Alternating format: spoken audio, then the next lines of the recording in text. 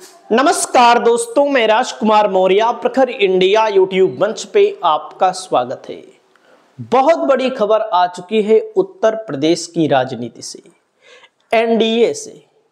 उत्तर प्रदेश की राजनीति में एनडीए में इस समय भारतीय जनता पार्टी है। ओम प्रकाश राजभर, अनुप्रिया पटेल, जयंत चौधरी और संजय निषाद हैं। इस समय उत्तर प्रदेश एनडीए में सब कुछ सही नहीं चल रहा है। आप लोगों ने सुना होगा कि संजय निषाद इस समय बगावती तेवर अपनाए हुए हैं।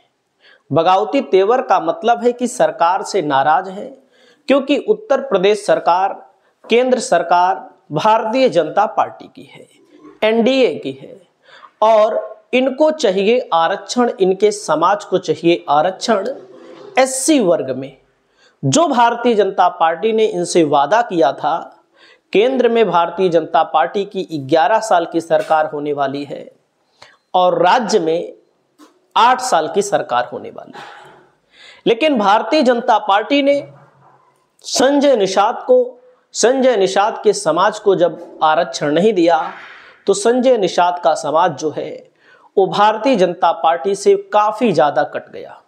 वो कटना भी चाहिए, क्योंकि जहां से कोई लाभ नहीं होगा वहां पर वोट देने से क्या फायदा। इस बात को लेकर संजय निषाद खुद बोल रहे हैं, जगह जगह जा रहे हैं, कह रहे हैं हम तो बीजेपी के साथ हैं, लेकिन निषाद समाज पीडीए के साथ चला गया है। संजय निषाद यह भी दुखड़ा रो रहे हैं कि हमारे विधायकों को बीजेपी ने कैप्चर कर लिया है, क्योंकि इनके जो सिंबल पर चुने हुए विधायक थे, अधिकतर विधायक इनकी पार्टी से भले लड़े थे, लेकिन नेता वो थे निषाद पार्टी के नहीं। वो नेता बीजेपी के थे।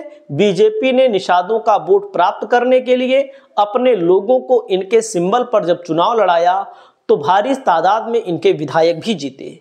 लेकिन इस समय जब निषाद पार्टी की रैली चल रही है, निषाद पार्टी अपने आप के जनाधार को बढ़ाने की कोशिश कर रही है, तो इनके साथ ये हैं और इनके बेटे हैं। शायद ही कोई विधायक होगा जो इनके साथ गली गली घूम रहा होगा, गांव गांव घूम रहा होगा, समाज में घूम रहा होगा। यानी कि भारतीय जनता पार्टी के हाथों इनके विधायक जा चुके हैं, यानी कि इनकी पार्टी अनौपचारिक तौर पर टूट चुकी है।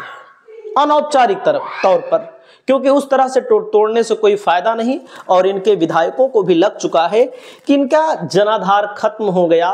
क्योंकि लोकसभा के चुनाव में आप लोगों ने देखा, इनके बेटे के सामने समाजवादी पार्टी ने भी निषाद कैंडिडेट मैदान में उतारा। इनके बेटे निषाद 5 की 5 विधानसभा सीटों पर चुनाव हार गए, और ये लगातार बीजेपी के कर्मचारियों के ऊपर, बीजेपी के कार्यकर्ताओं के ऊपर आरोप लगा रहे हैं, बीजेपी के नेताओं के ऊपर आरोप लगा रहे हैं कि ये सब विभीषण है। तो आप समझिएगा।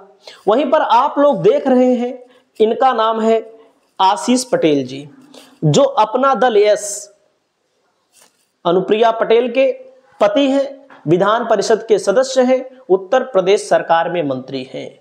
इनकी भी पार्टी की वही दशा है, लगभग वही दशा है, लेकिन अभी पूरी चीजें सामने नहीं आई हैं, तो हम ज्यादा कुछ कह नहीं सकते। और लगातार मोदी के खिलाफ, योगी के खिलाफ खुलकर बोल रहे हैं, एनडीए के खिलाफ खुलकर बोल रहे हैं, अपनी सरकार के अधिकारियों के खिलाफ खुलकर बोल रहे हैं। और उसी सरकार में दोनों मंत्री नेता हैं। संयोग आप देखिए, दोनों मंत्रियों का मिलन हुआ, और जब यहां मिलन होता है तो गोरखपुर में कैबिनेट मंत्री आशीष पटेल, निषाद पार्टी के मुखिया संजय निषाद एक मंच पर दिखे।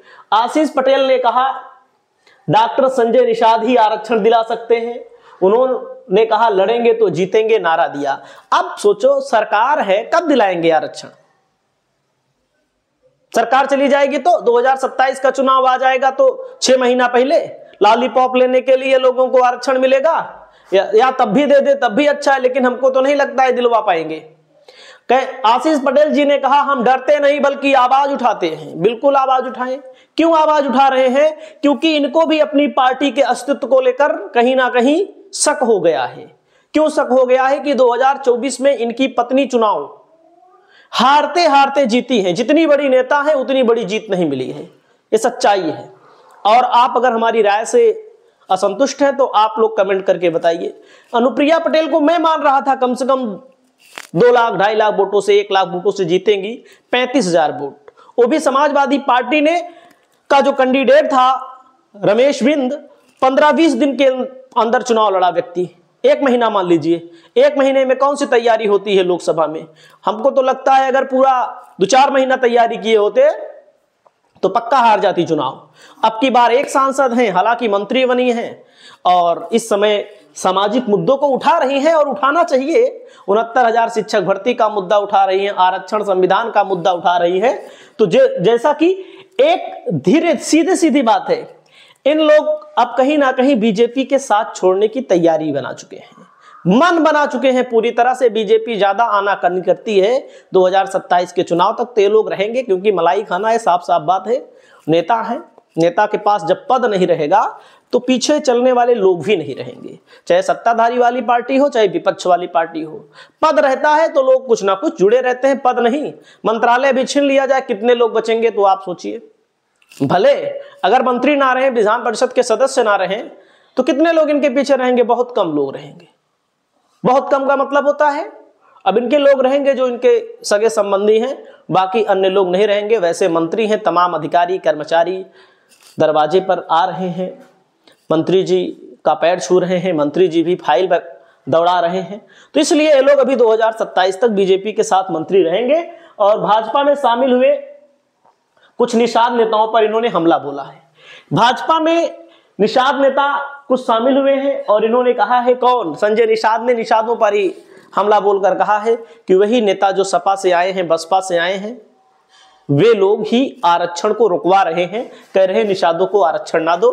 तो आप समझ सकते हैं, डॉक्टर संजय ने कहा, सीएम योगी की तारीफ की है। हालांकि सीएम योगी की इनका 36 का आंकड़ा रहा है गोरखपुर की राजनीति में, लेकिन अब साथ में है तो इन्होंने तारीफ की है। इन्होंने कहा है, योगी जी अगर चाहेंगे, कोशिश करेंगे तो हमको आरक्षण दिलवा सकते हैं, पौवा नहीं पावर चाहिए। अरे पावर तो लिए हो महाराज, कितनी पावर और चाहिए? सोचिए, पावर तो है इनके पास। गरीब निषाद के घर चाय पी सकते हैं तो संविधान में परिवर्तन भी कर सकते हैं प्रधानमंत्री। वैसे प्रधानमंत्री ऐसा कुछ करने वाले नहीं है, मैं आपको स्पष्ट बता दूं। जो निषाद समाज के लोग हमारी वीडियो सुन रहे होंगे, ऐसा कुछ करेंगे नहीं, क्योंकि संजय निषाद की कमजोरियों को उन्होंने पकड़ लिया है। उनको पता है कि इस व्यक्ति को अपने साथ रखो, वैसे चुनाव आएगा तो अपने लोगों को इनकी पार्टी के साथ दे दो। कुछ लोगों को अपनी पार्टी बीजेपी कैंडिडेट दे देगी, सिंबल इनका ले लेगी, कुछ माल पानी मिल जाएगा, टिकट दे देंगे। खुद की जेब भरना उद्देश्य है, ना कि निषादों का आरक्षण लाना इनका उद्देश्य है। साफ साफ बात है। आशीष पटेल ने कहा, जो डर गया वो मर गया। संकल्प रैली में कहा कि जब पूछा गया उन्होंने जान को खतरा है तो उन्होंने कहा, इस बात को मैं पहले बोल चुका हूं, सरकार को घेरने के सवाल पर कहा, हम किसी को घेरते नहीं, घेरने का काम हमारा नहीं है, हम आवाज उठाते हैं। आशीष पटेल को डर लग रहा है, इसके जवाब में कहा, जो डर गया वो मर गया। तो समझ सकते हैं। तो इस समय आशीष पटेल और भारतीय जनता पार्टी के बीच, एनडीए के बीच, निषाद पार्टी और एनडीए के बीच सब कुछ ठीक नहीं चल रहा है। मौका पाते ही ये लोग बीजेपी का साथ छोड़कर 1, 2, 3 होने वाले हैं। हालांकि अगली पार्टी इनको लेगी कि नहीं लेगी, ये आने वाला वक्त बताएगा। नमस्कार।